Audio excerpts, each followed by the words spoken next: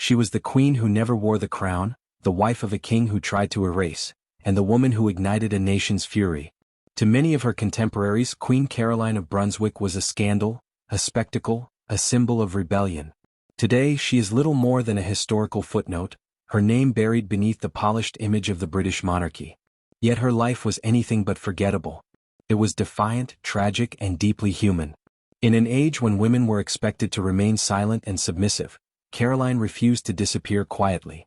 Her story challenges not only the traditions of royalty but the way we remember those who dared to stand alone against power. Queen Caroline of Brunswick is a name that once stirred both admiration and controversy across Britain and Europe, yet today she is largely absent from public memory. Her life marked by scandal, resilience, and defiance offers a remarkable window into the complexities of royal life, gender roles, and political power in the early 19th century. This book seeks to reintroduce Caroline to the historical conversation, not just as the estranged wife of King George IV, but as a symbol of female resistance and public sympathy in a rigid and often hypocritical monarchy. Caroline's story is one of stark contrasts. A princess born into German nobility who became the queen consort of the United Kingdom, yet lived most of her life either rejected by the court or exiled from it altogether. Despite being mocked, vilified, and abandoned by her husband, she was a woman who commanded the adoration of the British public, especially the working class. Her bold refusal to quietly accept mistreatment from one of the most powerful men in the world brought her into direct conflict with a monarchy obsessed with appearances and control. In doing so, she challenged not only her husband but the very institution that sought to erase her. Caroline arrived in England in 1795 as part of a strategic marriage alliance. From the beginning, the union with George, then Prince of Wales, was a disaster. Their personalities clashed violently, and their marriage deteriorated almost immediately. Caroline's strong-willed nature and disregard for court etiquette infuriated the prince and many in the royal circle, but endeared her to common people who saw her as more relatable than the aloof aristocracy. After producing one heir, Princess Charlotte, Caroline and George separated unofficially. What followed was a decades-long campaign of humiliation, where Caroline was accused of adultery, subjected to invasive investigations, and eventually exiled from Britain. Despite these efforts to diminish her, Caroline became famous. Her case became a national obsession, highlighting issues of press freedom, women's rights, and the role of the monarchy in everyday life. When she returned to England in 1820, seeking her rightful role as queen during George IV's coronation, the spectacle reached its climax. Parliament introduced a bill to strip her of her titles and dissolve the marriage, but public outrage forced the government to abandon the effort. Nevertheless, Caroline was still barred from the coronation, literally shut out of Westminster Abbey as the ceremony took place inside. What makes Caroline's story so compelling and yet so neglected is this dual identity. She was at once royal and rejected, a legitimate queen and a figure of scandal. Her life invites us to question how history decides who gets remembered and who is pushed to the margins. In Caroline's case, her inconvenient nature likely contributed to her erasure. She didn't conform to the idealized role of a royal woman. She was too loud, too bold, too willing to challenge authority, and she refused to be the silent victim in a power game rigged against her. In contemporary discourse, Caroline is often overlooked because she does not fit neatly into the narratives we have constructed about British history. While her husband, George IV, is remembered for his architectural patronage and excesses, Caroline is relegated to footnotes. Unlike other royal women who gained sympathy posthumously, such as Princess Diana, Caroline's defiance was not followed by a romantic tragedy that invited rehabilitation. Instead, she died shortly after being denied entry to her husband's coronation, her body sent back to Germany with the simple inscription, "The Injured Queen." Yet Caroline's historical significance cannot be overstated. Her life offers a counter-narrative to the traditional story of monarchy, one that centers not on grandeur and duty, but on hypocrisy, resistance, and public opinion. She was perhaps one of the first royal women in Britain to harness the power of media and popular support against the crown. Her trial was a turning point for freedom of the press, drawing huge crowds and shaping public discourse. Newspapers, pamphlets, and cartoons turned her into a populist icon. In many ways, she was a precursor to the modern media-savvy royal, using public sympathy as a form of leverage. Moreover, Caroline's battles reveal much about the gender norms of her time. The standards to which she was held, purity, submission, and silence, were not only unrealistic but weaponized against her. While her husband was notorious for his affairs and extravagance, Caroline was scrutinized and punished for every alleged indiscretion. Her refusal to play the role of the passive, obedient consort turned her into a threat, and ultimately a target. In fighting for her dignity, she exposed the double standards embedded within both the monarchy and society at large. This video aims to explore the life of Queen Caroline in all its complexity, peeling back the layers of scandal, propaganda, and silence that have obscured her from view. It traces her path from a princess in Brunswick to a queen denied her crown, examining not only the events of her life but also their broader implications. Through Caroline's story, we revisit a pivotal moment in British history, a moment when monarchy, media, and public sentiment collided with explosive results. By bringing Queen Caroline's story back into the light, this book does not merely reclaim a forgotten figure. It challenges us to reconsider how history is written, who gets remembered, and why certain voices are silenced.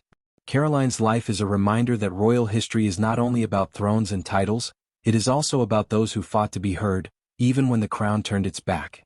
In the intricate web of European royal houses in the 18th century, the story of Caroline of Brunswick begins with a lineage both respected and politically useful. Born into the House of Brunswick-Wolfenbüttel, Caroline Amalie Elizabeth was part of a German ducal family with deep roots in the fabric of continental aristocracy. The House of Brunswick was a cadet branch of the House of Welf, one of the oldest and most influential noble families in Europe. Its members had long been involved in the shaping of the Holy Roman Empire, and by the time of Caroline's birth in 1768, the Brunswick dukes were well-established figures in both military and diplomatic arenas. Her father, Charles William Ferdinand, Duke of Brunswick, was not only a distinguished general in the Prussian army but also a man of Enlightenment ideals, committed to reform and rational governance. Her mother, Princess Augusta of Great Britain, was the sister of King George III, tying Caroline directly to the British royal family. This familial connection would eventually lead Caroline across the Channel, but her formative years were spent immersed in the court life of Brunswick, a small but influential duchy in northern Germany. The political context of Europe during this period was both tense and transformative. Monarchies ruled much of the continent, yet Enlightenment ideas were beginning to stir questions about sovereignty, justice, and the rights of individuals. Courts like that of Brunswick straddled a delicate line between preserving tradition and embracing reform. Caroline grew up in a milieu that blended military discipline, courtly ritual, and philosophical experimentation, a unique environment that would shape her worldview and make her ill-suited to the rigid and image-conscious British court she would later join. As a child, Caroline was spirited, clever, and not particularly inclined to restraint. Reports from tutors and diplomats described her as lively and bright but also willful and lacking in polish. Her education, while fairly typical for a noble girl of the time, did not reach the rigorous standards expected in Britain. She received instruction in languages, music, religion, and courtly manners, but much of her learning was fragmented and informal. Her tutors often found her difficult to manage. She was quick to speak her mind and sometimes openly mocked lessons she found dull or irrelevant. This streak of irreverence, though charming to some, would later become a source of tension in a royal culture that prized discretion and self-control above all else. Family dynamics played a significant role in shaping Caroline's personality. Her father, though frequently absent due to his military duties, was respected and somewhat distant. Her mother, Augusta, had a difficult temperament and was known to be emotionally distant and sharply critical. Caroline's relationship with her mother was strained, punctuated by episodes of coldness and disapproval.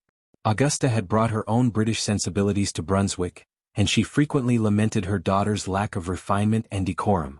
These tensions created an emotional gap in Caroline's upbringing and contributed to a sense of isolation that would follow her into adulthood. While she was raised in privilege, she was not necessarily nurtured in the ways that mattered most. There were few people around her who offered consistent warmth or guidance, and Caroline often responded to this vacuum with bravado and flamboyance. Her cultural upbringing was firmly Germanic, with strong influences from Prussian court traditions. This included a rigid sense of duty, militaristic formality, and a degree of personal austerity that might seem at odds with Caroline's later reputation for eccentricity. However, her environment also offered her certain freedoms. German courts, especially smaller ones like Brunswick, were less scrutinized than their British counterparts. There was room for informality and humor, and Caroline thrived in these relaxed settings. She developed a sharp wit and a fondness for gossip and satire, which she used as coping mechanisms and forms of social engagement. She also grew up in a Lutheran religious context, which emphasized moral uprightness and community responsibility, values that she would later invoke, sometimes awkwardly, in her defense against charges of immorality. When Caroline was still a young woman, the question of marriage became paramount. Like most noble daughters of her time, she was expected to marry for political advantage rather than personal happiness. The marriage market for European princesses was both competitive and strategic, with each union carefully calculated to enhance alliances, secure peace, or resolve disputes. Caroline's prospects were considered moderately attractive. While not a beauty by the superficial standards of the day, she had a royal pedigree and connections to both the German and British crowns. Several matches were proposed, though most fell through due to incompatible ambitions or political hesitations. There were rumors of possible unions with various German and Scandinavian princes, but none materialized. It was her British heritage that ultimately sealed her fate. King George III, her maternal uncle, was eager to resolve the increasingly problematic behavior of his son, the Prince of Wales, later George IV. The prince was deeply in debt and carrying on a scandalous affair with Maria Fitzherbert, a Catholic widow whom he had illegally married. To secure his financial and dynastic future, Parliament promised to settle his debts if he agreed to a suitable marriage. Caroline, being both Protestant and royal, was selected as a politically viable candidate. Her background was respectable, and her lineage would help reinforce the German connections of the Hanoverian monarchy. The idea of marrying Caroline was met with indifference by the prince, who showed no enthusiasm for the match and insisted he would only marry under duress. For Caroline, the prospect of becoming Princess of Wales and eventually Queen of England was both an opportunity and a gamble. It offered her escape from the stifling confines of the Brunswick court and a chance to redefine her future. Yet she had little understood of what British court life truly demanded, nor did she appreciate the depth of dysfunction in the family she was marrying into. Letters and memoirs from the time suggest that she approached the match with curiosity, hope, and perhaps a degree of romantic fantasy. She imagined a life of public admiration, personal fulfillment, and political importance. What she encountered instead was a cold reception, a hostile husband, and an environment that judged her relentlessly. The cultural differences between Brunswick and Britain, which had seemed trivial from afar, quickly became insurmountable obstacles. Caroline's unpolished manners, informal speech, and emotional expressiveness clashed dramatically with the buttoned-up expectations of the British aristocracy. Her upbringing had not prepared her for the performative restraint that royal life in London required. While she had been raised to be frank and spirited, the British court demanded discretion and deference, qualities she neither possessed nor aspired to cultivate. Looking back at these early years, it is easy to see how Caroline's fate was shaped by a convergence of mismatched expectations and political expediency. Her German heritage, while respectable, became a point of cultural friction. Her family's Enlightenment ideals did not find an easy place in Britain's more conservative social structure. And her personal attributes, outspoken, humorous, proud, were exactly those that would later be used against her. Yet even in these formative years, Caroline demonstrated qualities that would define her public persona in the years to come: resilience in the face of criticism, a refusal to be silenced, and a complicated blend of vulnerability and defiance. Before she ever set foot in Britain, Caroline had already begun to develop the habits that would make her both admired and reviled. Her upbringing in Brunswick instilled in her a sense of identity that could not easily be erased, even when she married into a royal family that preferred silence to spectacle. It is within these early experiences that we find the seeds of the controversies that would later erupt, and the personality that would come to captivate and divide a nation. Her background, far from being incidental, was crucial to understanding the challenges she would face, and the choices she would make in a life that was anything but ordinary. By the late 18th century, Britain's royal family was entangled in a web of political pressures, financial burdens, and personal dysfunctions that set the stage for one of the most infamous royal unions in history. The marriage between George, Prince of Wales, later King George IV, and Caroline of Brunswick was less a union of affection than a transaction of necessity, orchestrated by Parliament and sanctioned by duty. It was, from its inception, a match engineered not for love or compatibility, but for expedience. In the eyes of the monarchy and government alike, it served as a potential solution to several looming problems. For George, who was drowning in debt and scandal, marriage was a condition for financial rescue. For Parliament, the marriage promised a strengthening of Hanoverian ties and the hope of a legitimate heir. And for Caroline, it represented a path to power, prestige, and escape from her limited existence in the Duchy of Brunswick. George's financial situation was dire. He had accrued over euro 600,000 in personal debt, a staggering amount even by aristocratic standards. His extravagant lifestyle, which included lavish building projects, expensive tastes in fashion and furniture, and generous allowances to mistresses, had left the public appalled and the treasury strained. Worse, he had entered into a secret and illegal marriage with Maria Fitzherbert, a Roman Catholic widow, in violation of the Royal Marriages Act of 1772. Although Parliament did not recognize the marriage, it knew of its existence and saw it as a threat to the stability and Protestant identity of the monarchy. The solution proposed was simple. George would marry a suitable Protestant princess approved by the king and Parliament, in return for which his debts would be cleared and his income raised. In short, the prince was bribed into matrimony. Caroline, being the daughter of George III's sister Augusta, and a Protestant of noble lineage, was considered an ideal candidate. Her ties to the Hanoverian line and her lack of political baggage made her an appealing choice on paper. The arrangement was made swiftly and with minimal input from either party. George had shown no interest in Caroline prior to the proposal and only agreed under significant pressure. Caroline, for her part, was eager to leave Brunswick and welcomed the opportunity to become Princess of Wales, though she was woefully uninformed about the prince's character or the realities of British court life. Their engagement proceeded without any of the romance or personal connection that might typically precede such a significant commitment. It was purely a political transaction, cloaked in the trappings of royal ceremony. When the pair finally met in person, just days before their wedding in April 1795, the encounter was a disaster. George was reportedly appalled by Caroline's appearance, manners and personal hygiene. According to accounts from courtiers and the prince himself, she lacked the elegance and refinement he expected. He found her loud, uncouth, and far from the demure ideal he had reluctantly envisioned. Caroline, in turn, was taken aback by George's physical condition and demeanor. Overweight, heavily made up, and suffering from the effects of years of excess, he presented a picture very different from the gallant figure she had imagined. Both were disappointed, and both voiced their dissatisfaction almost immediately. Their wedding ceremony at the Chapel Royal, St. James's Palace, was grim. George is said to have been drunk during the proceedings and showed visible disdain for his bride. His behavior afterward was no better. On the night of the wedding, he reportedly passed out on the floor in a stupor, leaving Caroline alone and bewildered. Though they eventually consummated the marriage at least once, resulting in the birth of their daughter Charlotte, the relationship was essentially over before it began. The prince soon returned to his mistress, and within weeks the couple was living separate lives under the same roof. Publicly, they maintained a fragile facade of civility, but privately their contempt for each other deepened with each passing day.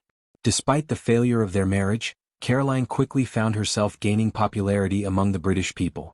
She was perceived as fresh, spirited, and more down-to-earth than the haughty and dissolute Prince of Wales.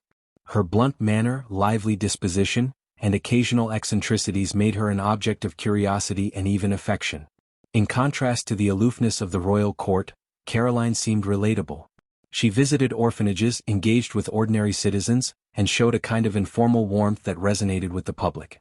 While aristocrats sneered at her lack of refinement, working and middle-class Britons saw in her a woman wronged and trying to find her place in a foreign, hostile environment. George, on the other hand, remained largely unpopular. His extravagance, gambling and public relationship with Fitzherbert drew criticism from all quarters. He appeared increasingly indifferent to his responsibilities and was more interested in indulging his private whims than fulfilling the duties of a future king. He made little effort to hide his disdain for Caroline, and while his private circle supported his view, the broader public was more sympathetic to his wife. Newspapers, satirical prints, and pamphlets began to contrast the two, often portraying Caroline as a victim and George as a self-indulgent tyrant. It was a dangerous dynamic for the monarchy, which had always relied on the unity and virtue of the royal family to reinforce its legitimacy. The couple's separation soon became formal. After the birth of Princess Charlotte in January 1796, Caroline and George ceased all pretense of domestic unity.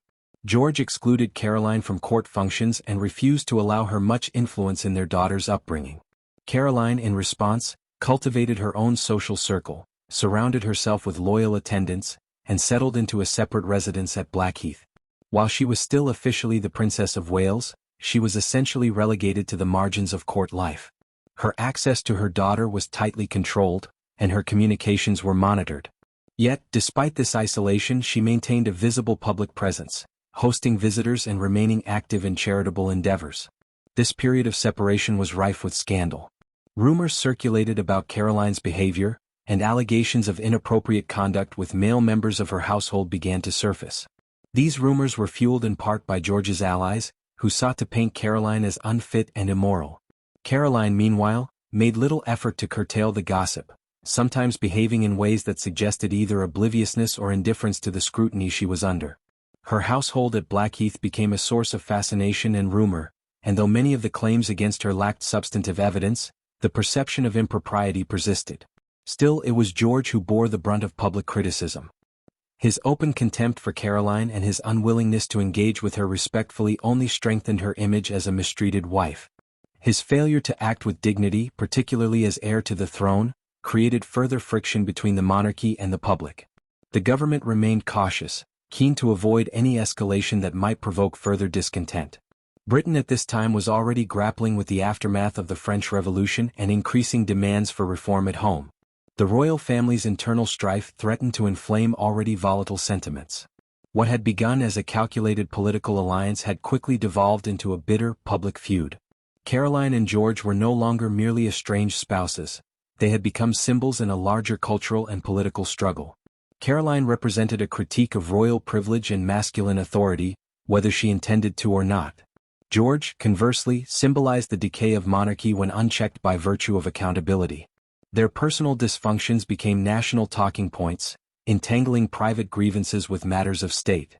As the years passed, the marriage between Caroline and George remained an open wound in the body politic. Though they never formally divorced, they lived completely separate lives and interacted only through lawyers and intermediaries. The public's enduring sympathy for Caroline would eventually resurface in dramatic fashion during George's ascent to the throne, but the origins of that dynamic were forged in these early, disastrous months. Their union was never a partnership, it was a collision between incompatible personalities, exploited by political forces, and sustained only by the inertia of tradition and duty. Caroline's experience in these initial years reveals much about the limitations imposed on royal women, the performative nature of monarchy, and the vulnerability of institutions built on appearances. It also highlights her early resilience. While not always tactful or self-aware, Caroline refused to be silenced. She carved out a role for herself, even in rejection, and began to emerge as a figure who would challenge not only her husband, but the very expectations placed upon royal consorts. The royal match, intended to heal and strengthen the monarchy, instead exposed its fractures. In its failure, it created a narrative of injustice that would follow Caroline for the rest of her life and, in the eyes of many, cement her legacy as the wronged and forgotten queen. The birth of Princess Charlotte in January 1796 marked both a high point and a tragic turning point in the life of Caroline of Brunswick. While the arrival of a healthy child brought Caroline a degree of joy and public attention, it did little to mend her relationship with her husband, George, Prince of Wales. In fact, it seemed to hasten their final separation. Caroline's brief period of familial fulfillment was quickly overshadowed by estrangement, scrutiny, and enforced isolation. The daughter who should have been her comfort became a symbol of what she had lost and what she could never fully claim. Caroline was deeply devoted to Charlotte, seeing in her the possibility of redemption, companionship, and legacy. Their bond, though shaped under strained circumstances, was emotionally intense. Charlotte became not only Caroline's child but also her only consistent emotional anchor. The Princess of Wales reveled in motherhood with an enthusiasm that sometimes defied the constraints of royal protocol. She delighted in playing with Charlotte, dressing her and showing her off to guests. She was tactile, affectionate, and irreverent in her interactions, a striking contrast to the cold formality that often characterized royal parenting. Caroline's maternal instinct was genuine and spontaneous, even if it did not always align with the expectations of the British court. But Caroline's contact with Charlotte was gradually restricted. George, determined to control his daughter's upbringing, began limiting Caroline's access to her child. He accused her of being a bad influence, citing inappropriate behavior, lax discipline, and personal unsuitability as a mother. Caroline was not formally declared unfit, but subtle and systematic barriers were erected. Charlotte was moved to a separate household with tutors and governesses approved by her father, and Caroline found herself increasingly sidelined. The pain of this separation wounded her deeply. She fought, with little success, for more time with her daughter and tried to remain a presence in her life through letters, occasional visits, and informal communication via mutual acquaintances. Despite these efforts, the emotional distance grew. Charlotte, while fond of her mother, was also subject to the pressures of her father's influence and the expectations of her royal role. Outside the strained family dynamics, Caroline was becoming something of a public figure in her own right. She drew considerable attention from the British people, many of whom sympathized with her plight and admired her refusal to fade quietly into the background. Her situation, abandoned by her husband, alienated from her child, and excluded from court, resonated with a population growing weary of royal excess and hypocrisy. Caroline's resilience and unpredictable character fascinated the public. She was, in the popular imagination, both victim and rebel, ridiculed and revered in equal measure.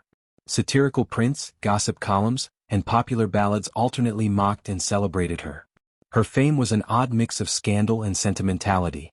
Yet for all the public interest, Caroline's life became increasingly isolated. After the official breakdown of her marriage, she was effectively exiled to Blackheath, a semi-rural area outside London.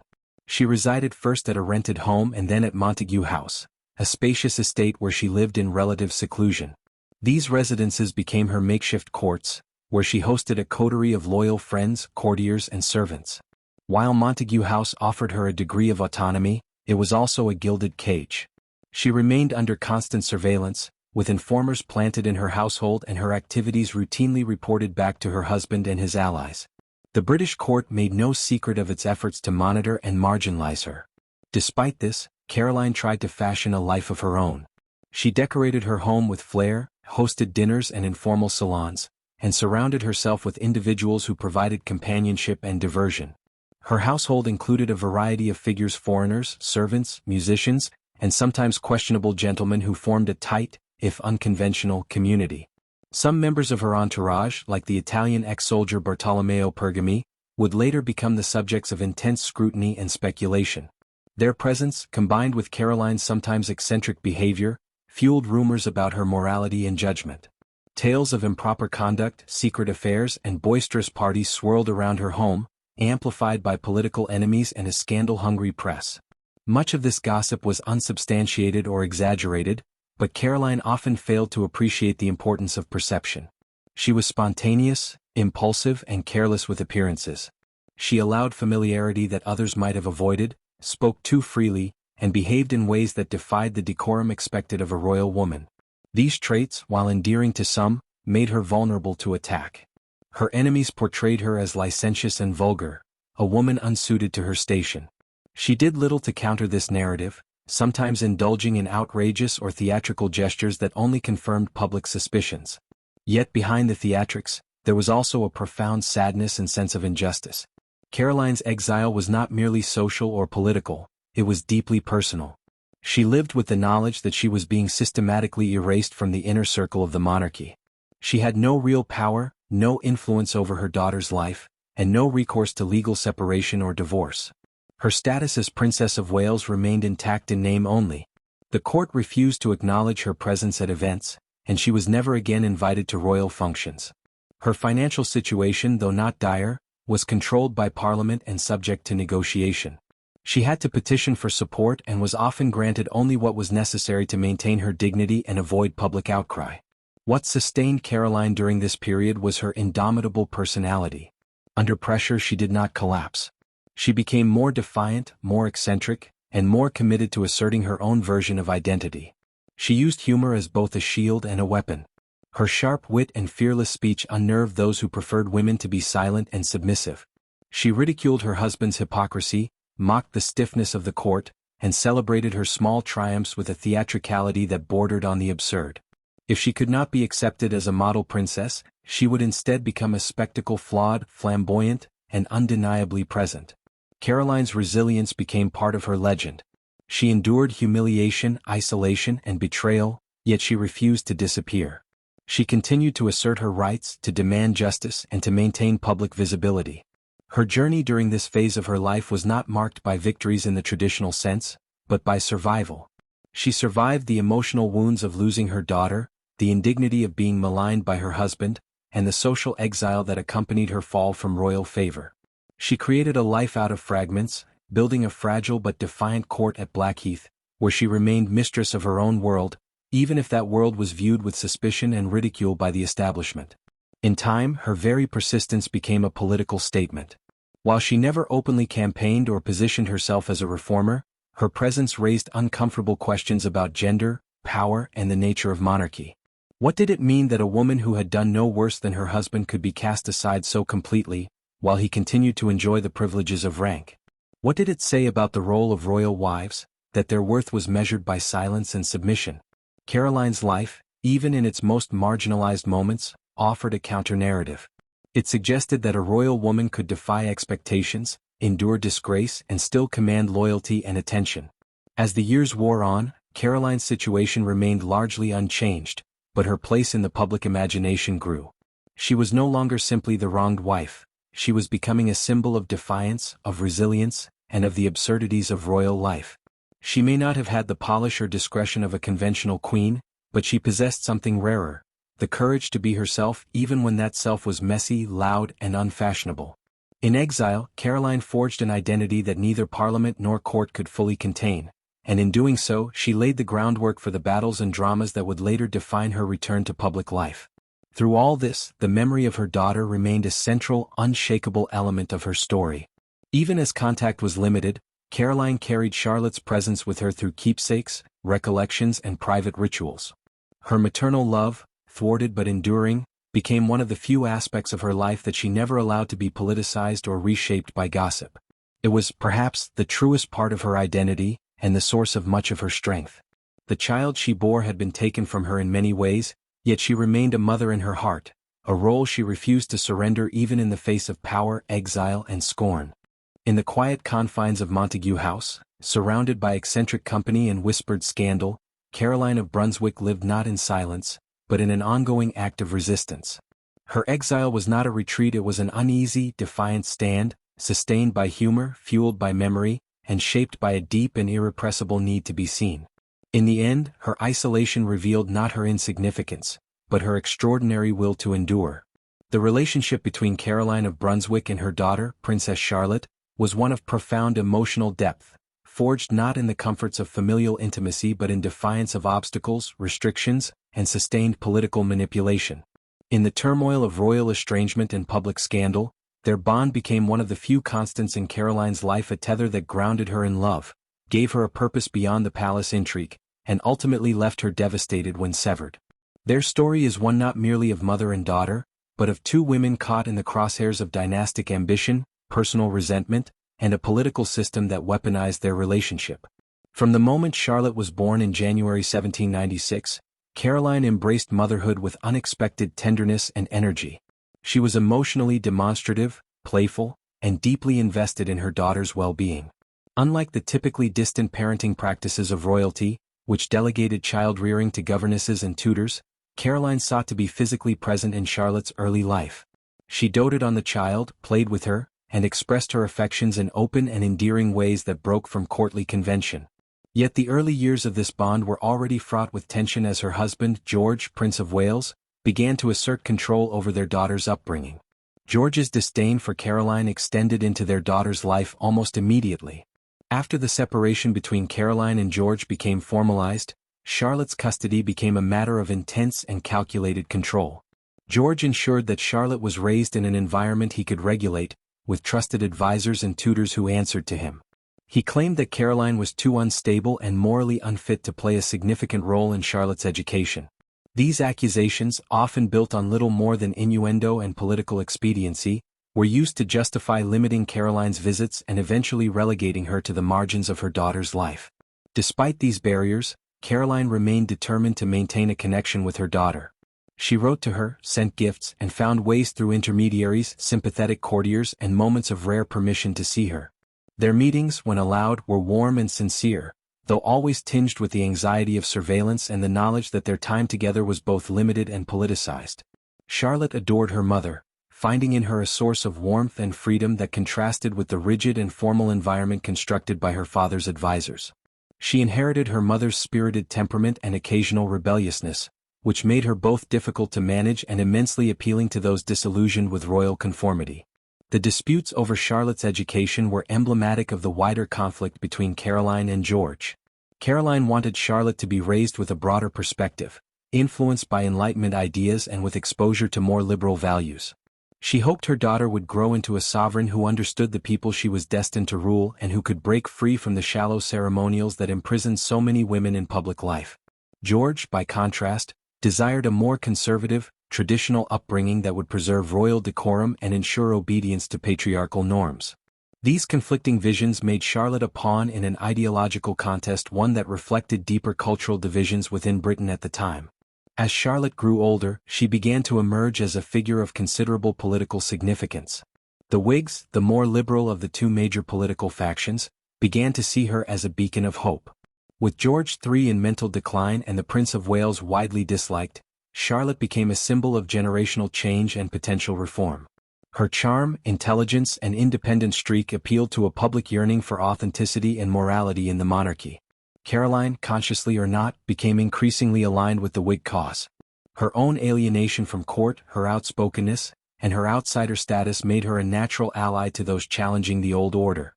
Though Caroline was never formally involved in politics, her presence carried political weight. She received Whig leaders and sympathizers at her home, voiced support for popular causes, and embodied a form of royal femininity that stood in contrast to the gilded but empty authority of her husband's court.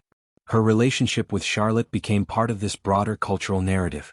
They were seen as the antithesis of George's extravagant and elitist world, a vision of monarchy that might yet be saved by its women.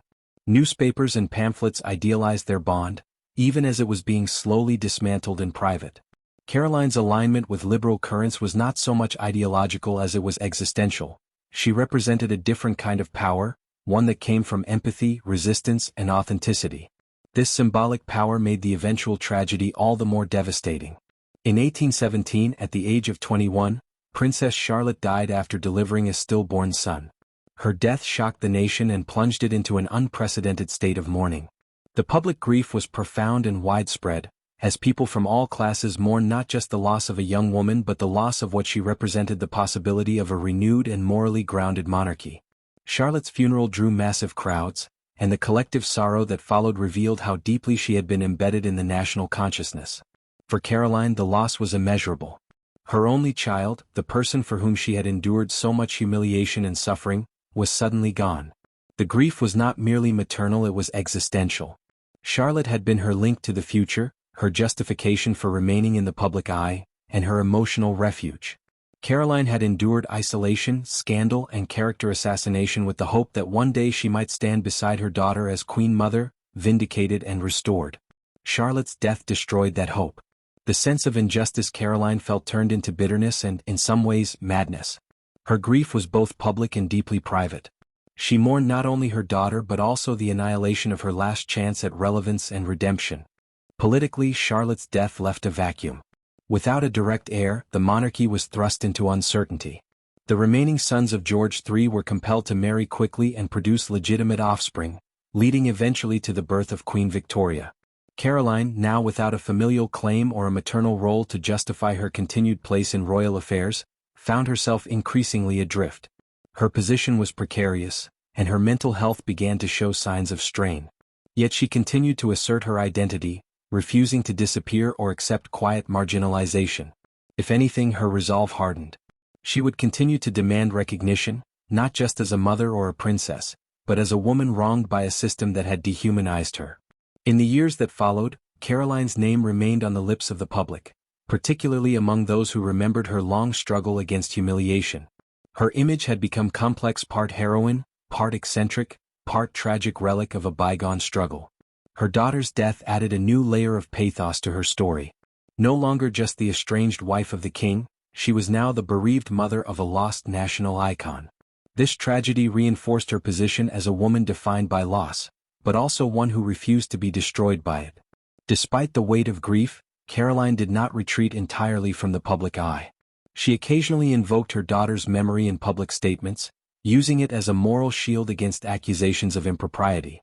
In doing so, she kept Charlotte alive in the minds of the people, linking her own narrative with that of the young princess who had promised so much and died too soon. Their stories were inseparable in the public imagination: two women, maligned by the court, united in spirit, and ultimately defeated by forces they could not control. Caroline's legacy, shaped so much by her daughter's life and death, remains one of painful resilience. She suffered the indignities of exile, the torment of public scandal, and the devastation of maternal loss, yet she never surrendered to invisibility. Her bond with Charlotte, tender and defiant, provided a glimpse of the woman she might have been in a different world, a world that valued honesty over pretense, affection over decorum, and strength over silence. In losing Charlotte, Caroline lost not just a child, but the clearest expression of her better self. What endures is the sense that their love was real in a world of facades.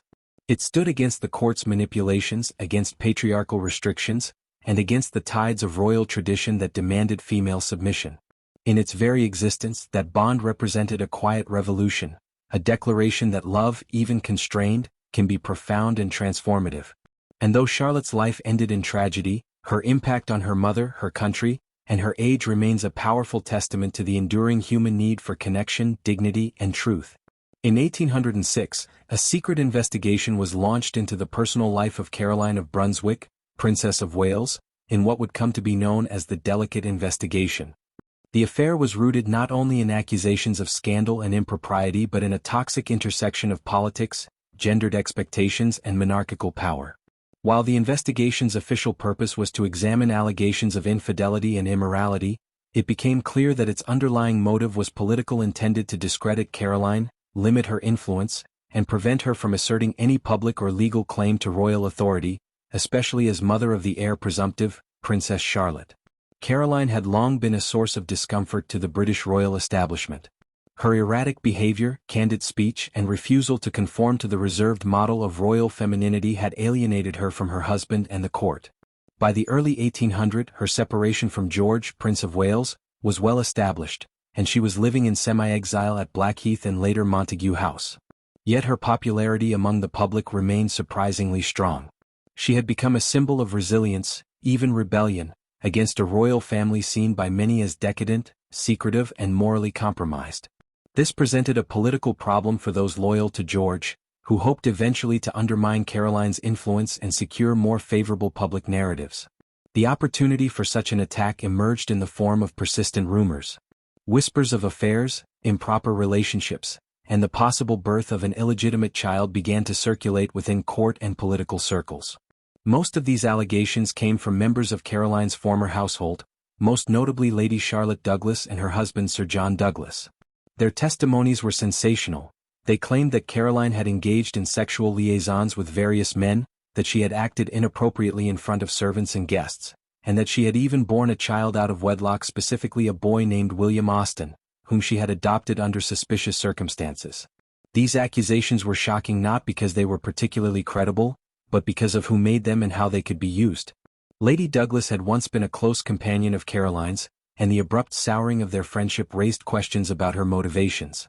Nevertheless, the testimony provided Parliament with a pretext to act. In April 1806, Prime Minister Lord Grenville authorized a secret commission consisting of 4 senior political and judicial figures, including the Lord Chancellor and the future Prime Minister Spencer Perceval, to investigate Caroline's conduct.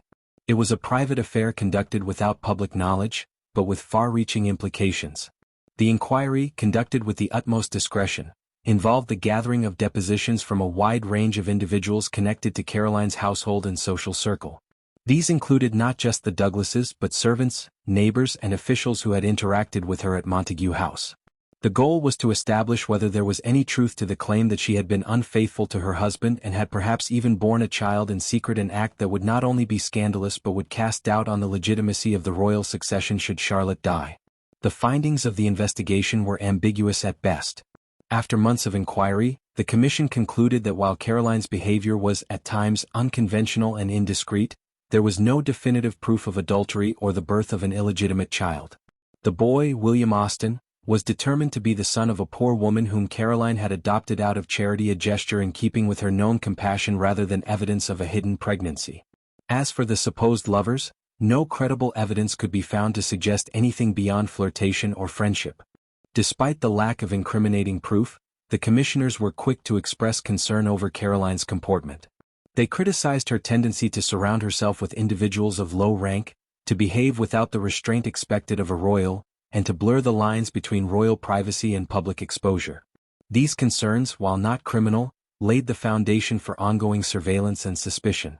The conclusion of the report delivered to George but not made public was effectively a warning. She had not broken the law, but she had pushed the boundaries of acceptable behavior.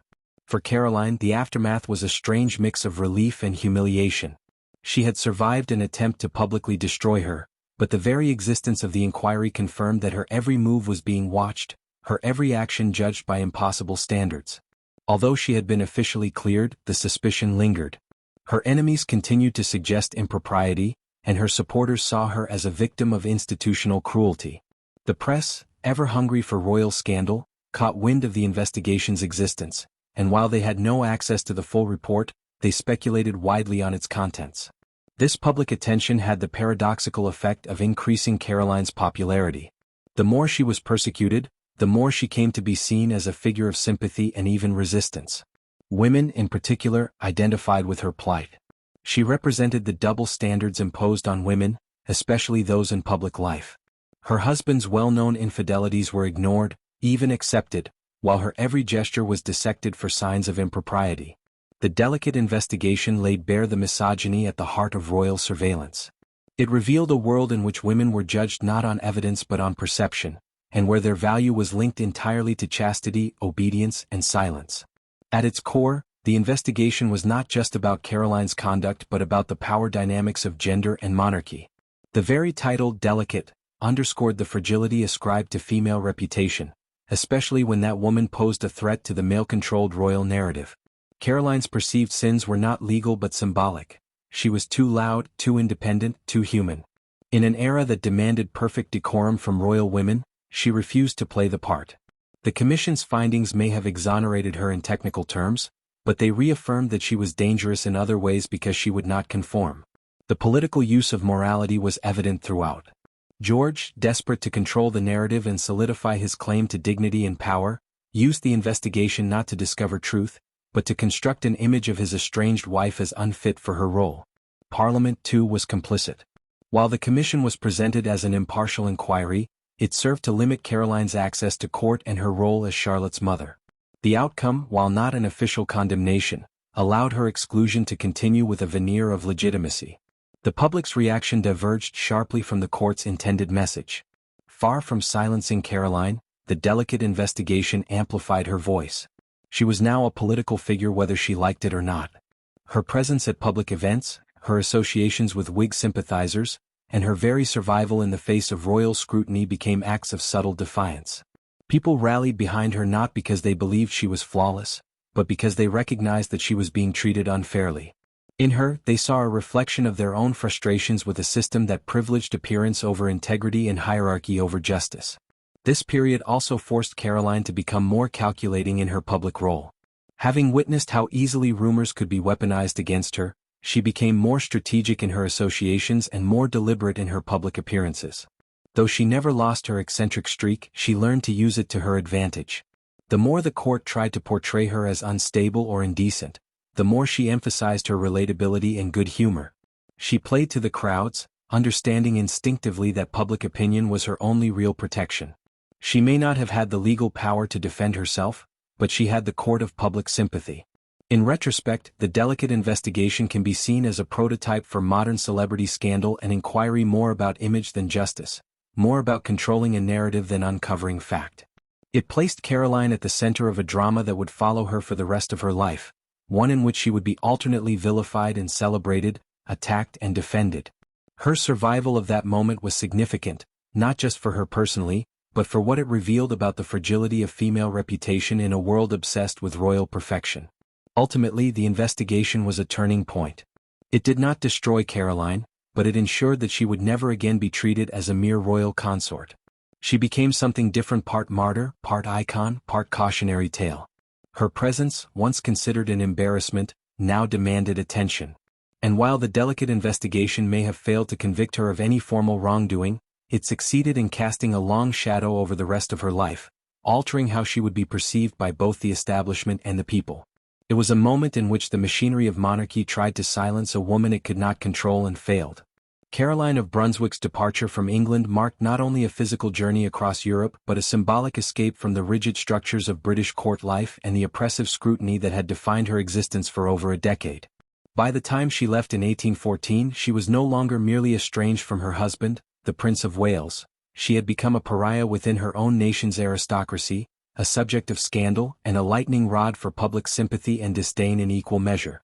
Her decision to travel abroad, while ostensibly framed as a healthful retreat or a means of pursuing cultural enrichment, was also a form of exile, both self-imposed and politically advantageous to those who preferred her far from the epicenter of power. Caroline's exit was formally arranged with a degree of diplomatic precision. In exchange for an increased financial allowance, she agreed to leave England and reduce her visibility in domestic affairs. The arrangement suited both parties. For George, now the Prince Regent, it was a convenient way to silence a thorn in his side. For Caroline, it was a rare moment of leverage, a chance to escape the suffocating political atmosphere of London and re-establish a semblance of control over her life. The allowance she received was modest by royal standards but sufficient to fund a prolonged and somewhat extravagant continental tour. Her travels began in earnest, spanning a wide and colorful geography that included Italy, Switzerland, Germany, and the Mediterranean basin. These journeys were not idle vacations but opportunities for Caroline to carve out a new social identity outside the confines of British convention. She was welcomed in various courts and cities with a mix of curiosity and reverence, owing more to her celebrity as a disgraced royal than to her actual political standing. In many ways she became a living contradiction, a royal exile who garnered more interest abroad than she had at home, a controversial figure who inspired affection, scandal, and intrigue wherever she went. Italy became one of the central stages of her foreign escapades. She settled for a time in Naples, then Rome, then Milan, each city offering her a distinct mix of admiration and gossip. In Naples, her arrival was marked by great pomp, and she was received warmly by elements of the Neapolitan court. Her demeanor was informal, generous, and animated by a kind of rebellious charm. She held salons, gave alms to the poor, and hosted performances, attracting artists, aristocrats, and exiles alike. Her presence challenged the norms of royal comportment, and for some, this made her all the more captivating. It was during this period that Caroline's relationship with Bartolomeo Pergami took center stage. Pergami, initially employed as a servant or courier, quickly rose through the ranks of her household to become her closest companion and, by all appearances, her intimate partner. The relationship ignited widespread scandal, both abroad and back in England. Pergami was of modest origin, a man of the people by birth if not by ambition. His closeness to Caroline, his apparent influence over her decisions, and their shared living arrangements became fodder for 1,000 rumors. For many, it was unthinkable that a princess would consort so publicly with someone of such low status, let alone permit him to assume roles traditionally reserved for aristocratic retainers. But Caroline was never one to conform to expectations. She elevated Pergami to the position of chamberlain, awarded him honors, and traveled openly with him as her consort in all but title. Their bond, whether romantic or platonic, represented a rejection of the class hierarchy and royal propriety that had long been used to marginalize her. To her critics, this relationship confirmed all the worst suspicions, that she was licentious, unfit for public duty, and a disgrace to the monarchy. To her defenders, Pergami symbolized her refusal to be cowed by the double standards of court life and male dominance. The nature of their relationship was never definitively proven, though countless spies and informants attempted to unearth details of their intimacy. What mattered more than fact, however, was perception. Caroline's open association with Pergami became a political liability, especially as the possibility of her return to England and potential accession to queenship grew nearer. The Prince Regent's supporters seized upon the relationship as further justification to bar her from power. Yet abroad, particularly in parts of Italy and the Mediterranean, Caroline's disregard for British royal snobbery made her an appealing figure. Her journeys took on a quasi-diplomatic quality. In Sicily and Turkey she received honors and was entertained by local dignitaries. She visited sites of antiquity, participated in ceremonies, and made donations to charitable causes. Her presence, while not officially endorsed by the British government, nonetheless carried the weight of her royal lineage. In these regions, Caroline's eccentricities were often viewed with indulgence. Her flamboyance, generosity, and informality made her more accessible than most royals. She played the piano for her hosts, adopted local dress, and mingled freely with citizens and nobles alike. In particular, her acts of philanthropy helped temper some of the scandalous rumors. In Naples, she distributed money to hospitals and orphanages, supported musicians and artists, and championed the welfare of children. These actions, combined with her relaxed court style and openness to cultural exchange, helped rehabilitate her image in many foreign circles. She was portrayed less as a disgraced royal and more as a wandering sovereign with a generous heart and an independent spirit. Her willingness to engage with people across social classes contrasted starkly with the aloofness of the British court and lent her a kind of democratic appeal that further irked her enemies. Despite the admiration she garnered in some places, Caroline's foreign adventures were never free from surveillance. British agents tracked her movements, reported back on her relationships, and documented her behavior with obsessive detail. Pergamy, in particular, was a favorite target of intelligence operatives who sought to confirm suspicions of adultery. These efforts were not simply for idle gossip, they were part of a coordinated strategy to gather evidence that could be used to strip Caroline of her title and bar her from any role in future royal ceremonies. As George's father, King George III, declined further into madness and the prince prepared to become king, the stakes of Caroline's reputation became higher. Even in the face of such scrutiny, Caroline refused to moderate her behavior. She wore what she pleased, traveled where she wished, and surrounded herself with a diverse array of companions. Her household abroad was cosmopolitan and unconventional, reflecting the kind of court she would have preferred had she been given the chance to rule in England. Her salons were attended by exiled Polish nobles, Italian poets, French emigrate, and other cultural figures who added to the richness and eccentricity of her court. She was, in many ways, reinventing royalty not as a symbol of restraint and tradition but as a conduit of culture, personality, and human contact. Her relationship with Pergamy remained at the center of that reinvention. Regardless of its exact nature, it symbolized everything Caroline had come to represent: rebellion against elitism, personal loyalty over protocol, and emotional authenticity over political expediency. Pergamy's rise from a humble position to that of an honored companion was treated by Caroline not as a scandal but as a form of justice. She seemed to take pride in flouting expectations, in upending the social order that had kept her isolated and demeaned for so long. Her support for Pergamy extended to his family, some of whom joined her household, reinforcing the impression that she had established an alternative royal network abroad, one bound more by affinity than aristocratic rank. Back in England, reports of her activities grew ever more dramatic, especially in the run-up to George IV's coronation. Caroline's critics painted her as a woman of insatiable appetite, both for pleasure and power. Her defenders, however, leaned into her image as a wronged wife and a people's princess. The public's growing disenchantment with the Prince Regent's opulence and perceived moral decay made Caroline's defiance all the more appealing. Her foreign life, though filled with controversy, also offered a vision of female autonomy and agency that had been almost entirely denied to her within Britain. The paradox of Caroline's continental sojourns lies in how they simultaneously liberated and endangered her. On one hand, they allowed her a measure of happiness, companionship, and freedom. On the other, they provided her enemies with the ammunition they needed to destroy her reputation. Yet Caroline never sought safety. She was not content to be a passive figure in exile, silently living out her days in distant villas. Instead, she asserted herself boldly on the European stage, cultivating influence, friendships, and a reputation that, however checkered, proved she had never been defeated. Her time abroad thus served as both a refuge and a stage. It allowed her to step outside the roles defined by a patriarchal monarchy and to explore what it meant to live with dignity on her own terms. In the salons of Naples, the ruins of Rome, and the shores of the Bosphorus, Caroline of Brunswick became something more than an estranged wife or scandalized consort. She became a symbol of resilience, defiance, and the complicated power of a woman who refused to disappear. The echoes of that life marked by joy, controversy, and conviction would follow her back to England and into the final chapter of her tumultuous journey. When Caroline of Brunswick heard the bells and drums marking George IV's impending coronation in 1821, she saw more than a royal spectacle, she saw an opportunity. By then she had lived through years of exile, sabotage, and scandal, yet remained the daughter of George III and, by law, the rightful Queen of England. But the coronation offered no place for her. Her husband, now king, made every effort to ensure she would be excluded. No invitation. No ceremony. No acknowledgement of her title or rights. By publicly rebelling against this calculated erasure, Caroline reasserted her existence not as a defeated fringe figure, but as a royal claimant to a crown she believed she deserved. Tensions mounted over the decision to remove Caroline from the guest list. Supporters argued she was the missing piece of legitimate monarchical tradition. Critics insisted her past behavior made her unfit to represent the crown. Meanwhile, the king's advisors, terrified of a public confrontation or scandal during the coronation, convinced George IV that admitting her would mar the ceremony. Caroline, however, refused to accept this quietly.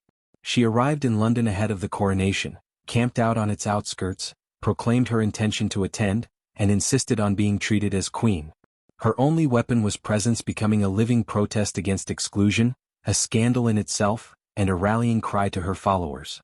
The public reaction was electric. Crowds gathered in droves to see Caroline. Pamphlets, posters, songs, and mass meetings erupted across London and beyond.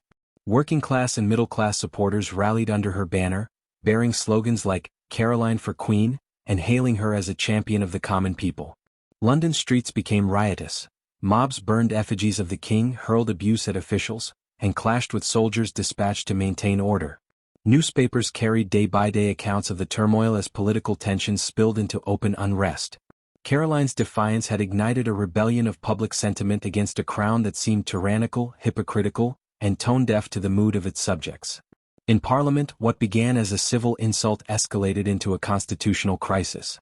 Ministers determined that the king's authority needed legal reinforcement before Caroline could maraud coronation proceedings. The solution: a Pains and Penalties Bill introduced in July 1820, which would legally strip her of title, dissolve her marriage, and remove her allowance, and all under the premise of punishing immoral behavior. The bill was a parliamentary trial disguised as legislation. It was a dark echo of the Inquisition, a tool designed to degrade, delegitimize, and deny her as key stories of scandal gathered steam. Inside the Commons and House of Lords, the atmosphere was dramatic. Witnesses were called before the Lords as judges, delivering lurid testimony about alleged affairs, sexual misconduct, and improper behavior. Salacious detail was recounted, speculated upon, and dissected in an overheated courtroom. The chief legal counsel for the prosecution, Sir John Nicol, portrayed Caroline as a woman whose indecency was glaring, while her defense, led by Henry Brougham, countered with eloquent indignation. Brougham attacked the fairness of the accusations, the character of the witnesses, and the entire premise that their claptrap should decide her fate. His cross-examinations were theatrical. Witnesses trembled, contradicted themselves, or refused to answer. Supporting evidence was shown to be unsubstantiated. The trial became a public drama, and newspapers printed blow-by-blow summaries that enthralled readers across Britain. Yet it was public sentiment, ever Caroline's strongest ally, that began to shape the outcome. As the trial unfolded, crowds outside Parliament signaled their growing mistrust of the prosecution. Banner-waving mobs, journalists, and local politicians pressured Member of Parliaments with daily demonstrations and petitions. Working-class radicals shouted, "Too bad for a queen," as they marched. Member of Parliaments existed in fear of being condemned by constituents for their stance on the bill. Support grew not because Caroline was proven innocent, but because the trial itself felt wrong. Secretive, hypocritical, fixated, and aimed at degrading a woman who had already been marginalized. When the second reading of the bill came in August 1820, ministers trembled. Within Parliament, many voted against it, not necessarily because they believed in Caroline's defense, but because they worried about the political and social backlash. The measure passed in the Lords but was defeated by a 41-29 margin in the Commons. It collapsed. Caroline's triumph was undeniable. For a moment, it seemed she had succeeded in exposing the monarchy's arrogance and the government's misuse of power. The withdrawal of the Pains and Penalties Bill did not tip the monarchy into collapse, but it inflicted significant damage to its image. It revealed the Crown's willingness to prioritize reputation over justice, power over equity, and political security over compassion. It exposed the monarchy's sexist double standards and its readiness to use Parliament as a weapon of personal destruction. But it also showed the limits of royal authority in a Britain that had grown politically conscious, newspaper-driven, and reliant on popular opinion. George IV's best-laid plans backfired spectacularly, as the attempt to denounce Caroline turned her into a martyr and galvanized a public ready to mock and resist tyranny. Caroline walked away from Westminster triumphant though not vindicated. She retained her title, her allowance, and her physical freedom. She had never regained access to the coronation, but she had stolen the coronation in the court of public opinion. Her defiance had rewritten her narrative, not as a fallen princess, but as a force who dared to fight back against institutional injustice. The palace had been quick to deny her entry. History would remember her as the excluded queen who refused silence, the trial that became a tremor across British politics, and the public uprising that reminded the crown it existed only with the consent of the governed. In the aftermath, the monarchy's image was bruised but its structure remained intact. The king tried to recover, painting Caroline as morally and mentally unbalanced. The public, however, had seen a different truth. A lone woman standing against the entitled, hypocritical might of an institution that forgot humility in favor of power. Caroline's return to London and the subsequent trial had transformed her exile into legend, ignited class solidarity into uprising, and exposed the fallibility of crown and parliament in their pursuit of petty vengeance. Her trial had failed in its purpose, succeeded in its unintended symbolism, and served as a crowning moment of her public career even if it wasn't a crown in the traditional sense. Caroline's struggle to claim her place at the coronation of 1821 revealed the fault lines within Britain's monarchy and its society. Already legally recognized as Queen Consort, her insistence on attending the coronation ceremony in Westminster Abbey was more than a demand for ceremony, it was a battle over legitimacy itself. By arriving uninvited, clad in white, wearing a diadem, she was making a public statement. She was the rightful Queen of England. The monarchy under George IV refused to recognize that claim. Their decision to block her entry transformed the Abbey steps into a stage on which the meaning of power, tradition, and gender was openly contested. Her attempt to take her place at the coronation was not dismissed quietly. When she arrived, hoping to slip into the Abbey, she was met with a locked door and a military presence that explicitly barred her. The scene that unfolded, her pleading with officials, the press swarming around her, and the guards enforcing her exclusion, became an emblem of institutional resistance to her very existence. It was a moment where the symbolic weight of monarchy competed with her lived reality. The Abbey, fetishized as the heart of legitimacy, was weaponized to deny her physical and symbolic space. In that act of exclusion, she became both visible and invisible, present at the gates but absent from history's official record. The media, never one to miss an opportunity, descended on the scandal. Caricaturists like James Gilray and George Cruikshank thrived on the visuals. Caroline, the Abbey doors, the muffled drama of her standoff with guards. Their prints portrayed her sometimes as a heroic figure, sometimes as a tragic comical outsider, but always at the center of public interest. Broadsheets ran anecdotes of her confrontation. Satirical verses lampooned the pomp of the ceremony. In towering cartoon panels, she was depicted wearing crowns of toilet plunger brushes or surrounded by drooling admirers, ridiculous, but impossible to ignore. The frenzy of print not only reflected public fascination, it shaped it, turning Caroline's exclusion into a national spectacle. Reactions to these images and stories split sharply along class and political lines. The urban working classes embraced her defiance. In London's East End and other industrial areas, laborers saw in her a figure of resistance, a woman challenging a status quo that privileged wealth and position. Supporters penned and sang songs in her honor, praising her bravery and lamenting the cruelty of the monarchy. These were not elite sympathizers entertaining class fantasies. They were people who saw parallels between Caroline's humiliation and their own experiences of exclusion and exploitation. They identified with her, not simply because she was wronged, but because her rejection spoke to the injustices of class and power in their daily lives. By contrast, the Tory elite landowners, government officials, and conservative voices were appalled. To them, Caroline was a vulgarity, an embarrassment, a threat to national decorum. They argued that the coronation had to remain above scandal, and that allowing a woman of dubious reputation into the Abbey would sully sacred tradition. Their commentary was less about her exclusion than about maintaining visible authority. To concede her would be to concede that monarchy could be challenged. Editorials in Tory papers painted her as unstable, irrational, and unwholesome, a moral contagion whose mere presence could ignite chaos. Satirists working in their circles depicted rabid mobs cheering her on, portraying working-class solidarity as dangerous, impulsive, and ungodly. This chasm between working-class hero worship and elite condemnation revealed broader tensions within Britain. Industrialization had created new, self-conscious working communities who were increasingly literate, politically aware, and skeptical of inherited authority. Caroline's plight offered them a symbolic champion. She stood outside royal privilege and stood up to it. Meanwhile, the upper classes feared that such defiance would inspire unrest, or worse, undermine the divine right of kings. Their anxiety was captured in speeches warning of mob rule, in dispatches warning of dreads at Westminster, and in the clipped, condescending tone of polite newspapers. Yet, in the maelstrom of dramatized confrontation and printed spectacle, it became increasingly difficult to contain Caroline's narrative. Her symbolic denial refused coronation, mocked in print made her into a legend beyond the reach of palace decree. The masses who cheered her at street corners, the cartoonists who elevated her to tragic heights, and the poets who wrote elegies all knitted together a public mythology.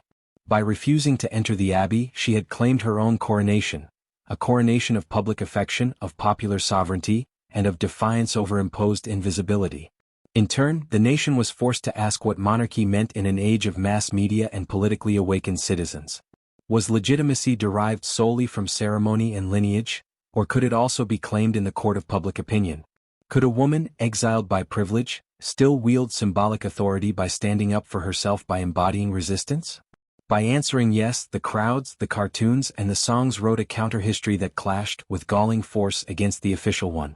Caroline did not get crowned in Westminster Abbey, but she did get crowned in memory. The drama of her exclusion also redefined coronation itself. From that time on, future ceremonies were understood not just as rituals of state, but as spectacles subject to public interpretation and political pressure. The image of a locked door at Westminster Abbey became a powerful metaphor of monarchy locked away from the people, of tradition sealed off when challenged. And Caroline, frozen at that threshold, became a symbol both of a monarchy stretched to its limits and of a public no longer content to watch in silence. In time, retrospectives described Caroline not merely as a victim, but as a progenitor of media-savvy resistance. Her exclusion was not the end of her story, but the start of her legend. Historians would later see her moment at the Abbey as a turning point, a moment when the personal became political, viral, and ultimately irreversible. The denied crown, in that physical refusal at the Abbey gates, exposed a monarchy caught between ancient privilege and modern scrutiny, and a people beginning to demand their own right to witness, to judge, and yes, to crown their own champions. Caroline's final years unfolded far from the grandeur of royal palaces, marked by physical decline, solitude, defiance, and ultimately, a death that reverberated far beyond her immediate circle. Removed from the center of power, she spent her last months in a modest lodging in Hammersmith, where her failing health isolated her not just socially but physically. She had become a public ghost ever present in the collective consciousness, yet unseen, unattended, and in the eyes of palace insiders inconvenient. By the spring of 1821, her condition was visibly deteriorating. Chronic digestive issues, exacerbated likely by stress, poor diet, and the harsh judgment she had endured, put her at a physical disadvantage she could no longer conceal. Friends and doctors alike noted a woman exhausted by years of conflict, betrayed by her own body as power slipped from her grasp. Still, her will remained remarkably undiminished. She continued to write letters asserting her royal status, to plot legal and diplomatic moves aiming to restore her position, and to put forward petitions demanding recognition. Through it all, she clung to the idea that she was still queen, unseen by the institution she once belonged to, but alive in her own conviction. Her efforts for recognition took her across legal courts in England and into the realms of European diplomacy. She petitioned Chancellor Lord Eldon, implored members of Parliament, and sought solace and advocacy from sympathetic foreign courts. Queen Joanna of Naples was among those she had previously cultivated in her continental travels, and Caroline hoped to secure both political influence and a moral victory through these alliances. Her hope was audacious, that a foreign power might intercede on her behalf or that legal precedent in England might force the Regency to provide her respect and privileges. Though none of these efforts bore formal success, they did reinforce her public image as a tenacious, wronged monarch fighting to the end. Despite her persistence, Caroline's body was failing. In August 1821 she collapsed, and though a doctor diagnosed what seemed to be a severe stomach inflammation or abdominal tumor, the exact nature of her ailment remains unclear. Agony and confusion marked those final hours. Hospital visits were complicated by her status. Seeking medical attention meant exposing herself to official supervision and possibly scandal. She refused to die quietly. On September 7, 1821, she died at Hammersmith, surrounded only by a small group of loyal attendants and estranged friends. The official cause was given as inflammation of the abdominal viscera, but rumors swirled from poisoning to assassination that reflected the suspicion she had long aroused in official circles. News of her death ignited a wave of public grief that swept London and beyond. Despite attempts by the government to throttle the spectacle, ordering public notice of mourning be minimal, forbidding official memorials, and keeping royal chapels closed. Crowds poured into the city. This was not merely sympathy for a fallen princess, it was collective repudiation of the monarchy that had cast her aside. London streets were lined with people wearing black armbands, shops closed in respect, and ministers confronted with traffic jams caused by funeral convoys. In pubs and marketplaces, impassioned toasts were made. Spontaneous processions formed. Some carried placards reading, "Here lies the injured queen." Vendors sold memorial tokens, poems were recited on street corners, and the press scrambled to cover the public reaction. The mood had gone beyond mourning, it was public protest. The government feared the uproar. King George IV, anxious to retain control even in death, forbade a ceremony befitting a monarch. Yet the people refused to be silenced.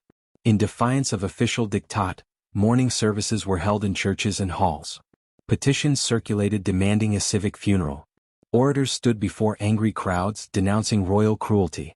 Even within Parliament, ministers had to endure moments of uncomfortable silence as legislators struggled to reconcile their public's grief with the hushed tone being imposed at the palace. Eventually, Caroline's body was returned to Brunswick for burial, fulfilling her final wish to lie beside Princess Charlotte. Her tomb bears one phrase carved deeply into its stone, "The injured queen." It is an epitaph of defiance, a final assertion of self that either the church, the king, or Parliament refused to inscribe in her lifetime. That simple line spoke volumes. Of personal suffering, of moral authority, and of a halo the monarchy neither fabricated nor could erase. Her death did not bring closure. Instead, it sparked an unexpected reckoning. The monarchy, already weakened by its public mismanagement of the coronation scandal, had now mishandled death itself. If it could not allow space even for her passing to be dignified, it demonstrated how far it was removed from public sentiment. Whispers grew about the legitimacy of George's reign, about the dangers of unchecked power, and about the need for a monarchy more accountable to its people. Caroline's passing in the end served not as her defeat, but as a last stand. In death, she forced the monarchy to reckon with the costs of its cruelty and in the process, became immortalized not just as a wronged wife, but as a testament to the power of a woman who had challenged the institution until her final breath.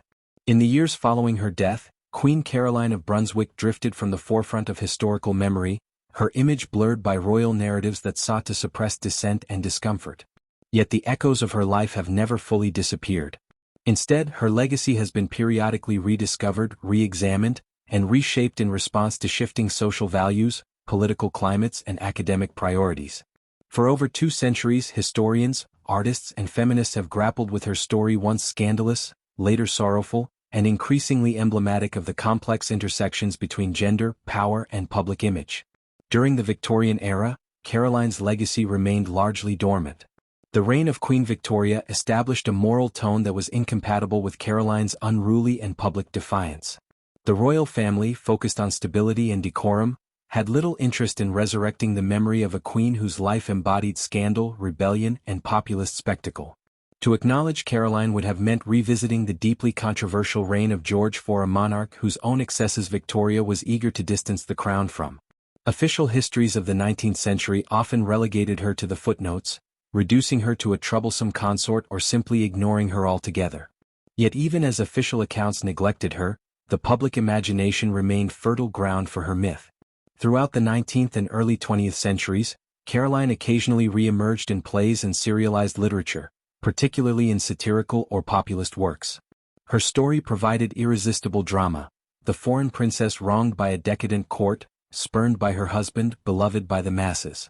Playwrights occasionally dramatized her trial and exclusion, often painting her as a martyr rather than a flawed participant in a dynastic power struggle. In these portrayals, she became more than a historical figure, she was a symbol of the individual resisting institutional might. It was not until the 20th century, however, that scholars began to look more critically and comprehensively at Caroline's place in history. With the growth of academic history and greater access to royal archives, new biographies and essays started to reassess the motivations and meanings behind her actions. Historians looked at the so-called delicate investigation, not merely as a political embarrassment, but as a moment that revealed the inner workings of gender and surveillance in Georgian Britain. Caroline's challenges to royal decorum were no longer viewed purely as social faux pas, they became significant data points in understanding the rigidity of monarchic expectations and the consequences of stepping outside those boundaries. The feminist movement of the late 20th century played a particularly vital role in the resurgence of interest in Caroline. As scholars and activists re-evaluated the role of women in history, Caroline's narrative was reclaimed as one of resistance. No longer simply the wronged wife, or the difficult queen, she was reframed as a woman navigating, however imperfectly, a patriarchal structure that sought to silence and control her. Her refusal to accept exile quietly, her insistence on a public presence, and her ability to harness the power of public sympathy began to be interpreted through a feminist lens. In this reinterpretation, Caroline became a proto-feminist figure not because she articulated a clear feminist ideology, but because her life exemplified the tensions women faced when caught between personal agency and societal expectation. She challenged the image of the submissive royal consort. She demanded visibility in a court that sought to erase her. She weaponized public sentiment when institutional power failed her. Modern readings have highlighted her boldness, her wit, and her refusal to conform, often emphasizing how these traits made her a threat to the status quo. Cultural representations in the 21st century have built on this foundation. Biographies like Flora Fraser's The Unruly Queen and academic studies by historians such as Jane Robbins and Janet Gleason have presented Caroline as a richly layered individual, sometimes impetuous, sometimes politically naive, but always fascinating. These works have expanded our understanding of her personality, her travels, her relationships, and most importantly, her impact. Documentaries and podcasts have introduced her story to broader audiences, particularly in contexts that critique traditional royal narratives. Artistic reinterpretations have appeared on stage and screen, often drawing parallels between Caroline's public shaming and modern media-driven character assassinations. One of the most enduring elements of Caroline's legacy is how her life story anticipates so many of the dilemmas still relevant today: issues of female autonomy, media manipulation, public shaming, and institutional power. Her treatment by the royal court, the press, and the British establishment raises critical questions about how we judge women in the public eye, especially when they defy conventions. Her scandal was not merely personal. It became national, with her behavior scrutinized in ways that her husband's extravagance and cruelty often were not. This double standard applied in court, in parliament, and in public discourse mirrors ongoing conversations about misogyny and power. Yet for all her historical significance, Caroline remains a largely forgotten figure in the public consciousness, especially when compared to more carefully curated royal personas like Victoria or Elizabeth II. One reason is undoubtedly the discomfort her story generates. Unlike tragic royal women like Princess Diana, whose image was eventually rehabilitated by the crown, Caroline's conflict with the monarchy never resolved. She died estranged and excluded, and her myth cannot be easily folded into a narrative of royal redemption or national unity. Her defiance lingers as a reminder of unresolved tensions. Another reason for her marginalization lies in the nature of memory itself. Historical commemoration often favors the victorious or the agreeable, and Caroline was neither. She was in many ways difficult, erratic, theatrical, and often impulsive. She alienated allies, made questionable choices, and sometimes undermined her own cause. But to forget her is to forget a vital part of the evolution of constitutional monarchy, media politics, and the role of women in public life. Her legacy matters precisely because it is complex and uncomfortable. It compels us to ask who gets remembered and why, and what gets lost when history is shaped by those in power. In recent years, however, there are signs that this tide is turning. Scholars and educators are beginning to include Caroline in discussions of royal history, gender politics, and media studies. Her story is increasingly cited in explorations of public mourning, populist support, and political spectacle. She is recognized not only as a historical curiosity, but as a prism through which to examine broader themes in British and European history. Her trial, her defiance, and her tragic end are used as case studies in understanding the fragility of female public power and the ways in which monarchy interacts with public sentiment. Queen Caroline's legacy is one of resistance, sometimes graceful, sometimes chaotic, but always determined. She challenged an institution that expected her silence, and when she refused to be silenced, it tried to erase her. That she is remembered at all is a testament to her force of character and to those who refuse to let her be forgotten. Her life reminds us that history is not just written by the victors, it is shaped by those who challenge them, by those who disrupt the narrative, and by those whose voices echo across centuries despite every attempt to muffle them. To study Caroline is to confront the contradictions of monarchy, the cruelty of gendered expectations, and the power of public memory. It is to trace the outline of a woman who was never quite allowed to rule, but who commanded attention nonetheless. It is to see, through the fog of scandal and satire, a person who matters still. Queen Caroline of Brunswick's life and legacy continue to resonate, not because she held direct political power or achieved great legislative change, but because of what her story reveals about the ways individuals, particularly women, are treated by institutions that fear dissent and deviation. Her narrative is not simply one of personal misfortune or failed marriage. It is one that intersects with enduring themes of public justice, image-making, and the selective nature of historical memory. Caroline's life was punctuated by rejection, ridicule, and resistance, yet it persists in the background of royal history as a quiet indictment of how power is exercised and how reputations are shaped. Her significance lies in part in her refusal to conform. As a foreign-born consort, Caroline was never fully accepted by the British court. She came from a proud but relatively minor German duchy, and her expectations of royal life, formed through a mix of Enlightenment ideals and continental customs, clashed with the rigid propriety demanded by the British monarchy. Her open manner, plain speech, and emotional candor made her an object of scorn among aristocrats, yet these same qualities endeared her to a public increasingly skeptical of royal grandeur. Caroline defied convention by simply being herself in a court that demanded scripted silence and elegant obedience. That defiance, though deeply human, was perceived as dangerous. Her personal struggles became political spectacles. Each phase of her life, from her wedding night to her death, was filtered through layers of public judgment and media distortion. She was one of the first royal women to be fully subjected to the scrutiny of the popular press. Caricatures, broadsheets, and pamphlets both mocked and championed her. Supporters saw her as the people's queen, a woman mistreated by a corrupt court. Detractors painted her as a moral threat to the nation, a foreign embarrassment, or a foolish provocateur. The truth of her character, her motivations, her pain, her resilience was almost always lost in the noise. This complex interaction between public persona and private reality invites broader reflections about image, perception, and legacy. Queen Caroline's story reveals how reputation in history is often shaped not by truth but by the needs and fears of those in power. George IV and his allies needed Caroline to be discredited in order to justify her exclusion and diminish the scandal her presence represented. Parliament and the monarchy worked in tandem to frame her not as a figure deserving sympathy or understanding, but as a moral danger that needed to be contained. The delicate investigation, the Pains and Penalties Bill, and her exclusion from the coronation were all acts of image control as much as governance. They weren't just about Caroline, they were about preserving an image of monarchical authority that could not afford to look vulnerable. Yet the public often refused to go along with the official script. The people who turned out to cheer her during her return from Europe, who lined the streets at her funeral, and who wore black in defiance of royal silence, were reacting to more than a court drama. They saw in Caroline someone who stood for justice, however imperfectly. Her cause came to symbolize a resistance to unchecked privilege and hypocrisy, and the monarchy's inability to silence her entirely became part of its own reputational crisis. That the government tried to erase her from memory by minimizing her funeral, by refusing to memorialize her role as queen, by excluding her name from formal accounts, only made her more compelling to future generations of historians and critics. Today, revisiting Queen Caroline's life offers an opportunity to reconsider the way history treats royal women who do not fit the mold.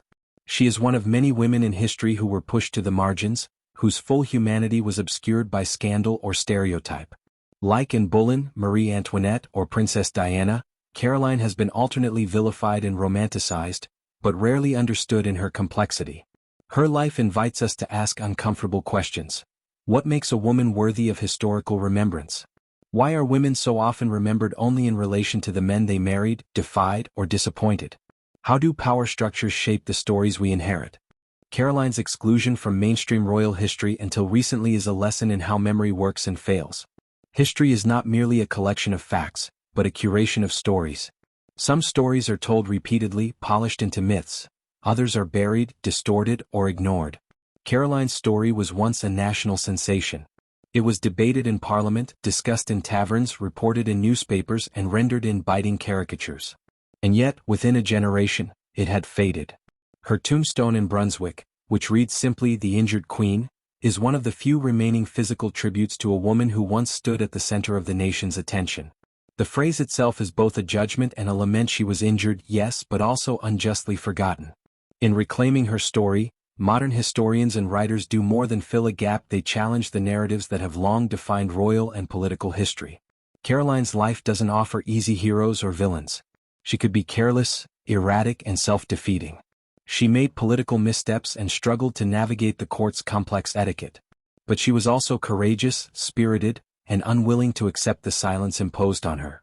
Her refusal to disappear quietly into exile even at great personal cost gives her story its enduring moral weight. Queen Caroline matters not because she triumphed, but because she struggled publicly in a system designed to minimize her voice. Her story complicates the neat lines often drawn around monarchy, gender, and respectability. It offers a mirror not just to Georgian Britain, but to any society that judges women more harshly than men, that equates silence with virtue, and that forgets those who refuse to conform. Remembering Caroline is not merely a historical act, it is a political and ethical one. To reflect on her life is to confront the fragility of justice, the distortion of media, and the limits of historical memory. Caroline's legacy forces us to reconsider what is remembered and what is erased, and to recognize that the struggle to be heard, respected, and remembered is not confined to the past. Her voice, echoing from trials, letters, caricatures, and the cheers of forgotten crowds, still calls out for acknowledgement. And in answering it, we recover not only the story of a queen, but the deeper truths of the world that tried to silence her.